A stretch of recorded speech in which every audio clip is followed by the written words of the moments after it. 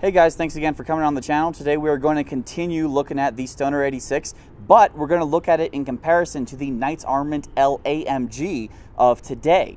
So before we get any further, I'd really like to thank the Institute of Military Technology, and I'd really like to thank Ventura Munitions for helping us out with these episodes, especially IMT for allowing us to film at their facility in Florida. Thank you very much, IMT. So, diving right back into it. I'd like to say a couple more things about the Stoner design before we jump into the similarities between the LAMG and the Stoner 86. So first off, something I didn't mention before is that Stoner had this sort of design philosophy that every part on the gun had to be able to be assembled in only one direction. He was a very firm believer in this sort of thing when it comes to issuing out small arms to infantry troops, who you want guys to be able to assemble something in the field without putting it in a different way. And there's a lot of stuff that Stoner thought of this. For example, when we look at disassembling the Stoner, there's only one way that the pistol grip can go on and off the receiver. In addition, I'd like to show you some more of the bolts, because some of you were talking about last time how we didn't have enough views of the internals and of disassembling the actual light machine gun. One more shot I want to show you from before is a comparison of the Stoner 86, the Ares LMG-1 and M16A2, and a Stoner 63 all in one shot here. It's a good shot to be able to look at the various machine guns all right next to each other. So right now I'd like to dive into the LAMG, and before we get into that, let's talk a little bit more about Stoner's feed tray system. Now, if you're familiar with most machine guns, you've got a long feed tray cover, which actually has a feed pawl in the upper portion of the feed tray cover. That feed pawl is actuated by the bolt as it goes back and forth.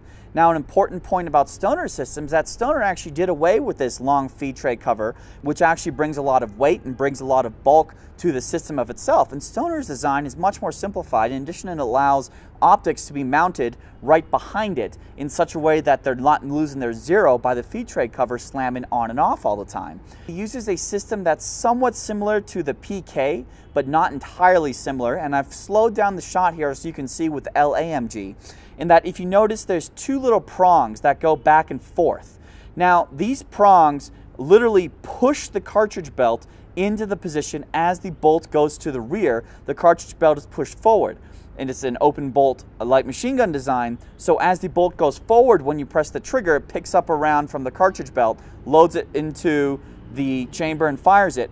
At the same time, the feed pawls are now switching back to the left and picking up the next round on the cartridge belt to be put back into place.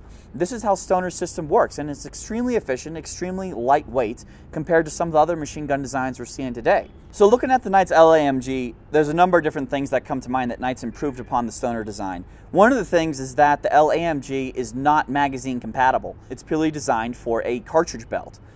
This is different than the Stoners, where you had the option of putting a magazine well on top of the design and having it feed from there. Stoner's concept was hey, you know, if guys are out of belts, then you can easily carry this little magazine well in your pocket as a gunner and simply switch out the feed tray covers, and that would allow you to take magazines from somebody else in your squad. So Knights did away with that and just had the belt fed mechanism. Another very important design change is the ability to take off the barrel with the simple pressing of the feed tray cover up and into the barrel change-in button. This is very neat because it allows you to have the receiver cover open, ensuring there's no rounds in the feed tray, and then taking the barrel off in one fell swoop. This can be very easily accomplished by a gunner. This is different in the Stoner design, where you have to actually press a button in front of the feed tray cover, while at the same time also checking that you have no rounds on the feed tray or the bolt is locked to the rear.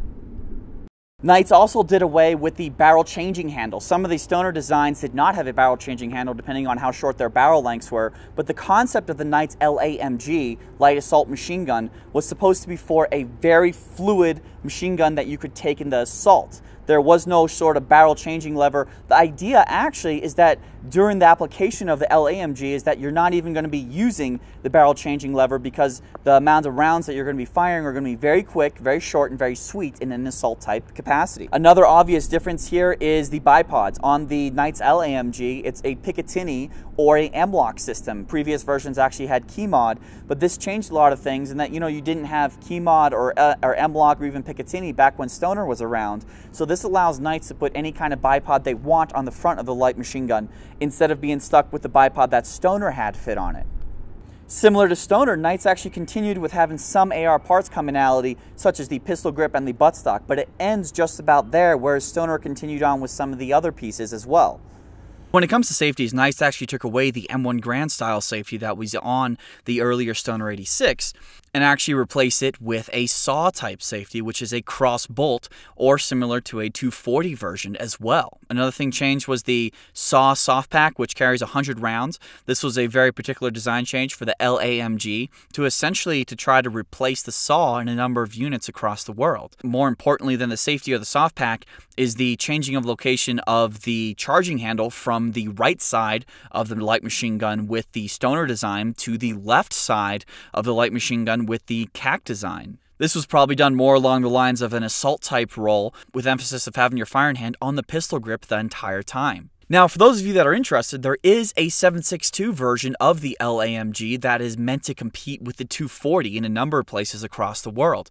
Right now, we don't have any firing examples out in the public yet, but there has been some word from Knights that they do have successful firing versions at their factory. Hopefully, we'll be able to see a firing example sometime this year that's ready for production as well. One more note about the Stoner/CAC design is that, this thing has been around since the 1980s, but yet there hasn't been any major purchases of it throughout the world. There's probably been a few soft purchases here and there at small unit levels that Knights probably can't talk about, but there haven't been any major purchases that we have seen in the public eye.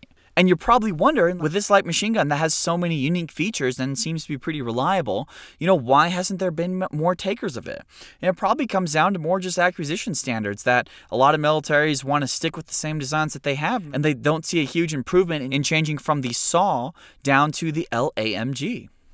Thank you very much for watching, guys. We really appreciate the viewership, and we hope to see you on next week when we look at some interest in Czech pre-World War II semi-automatic rifle designs.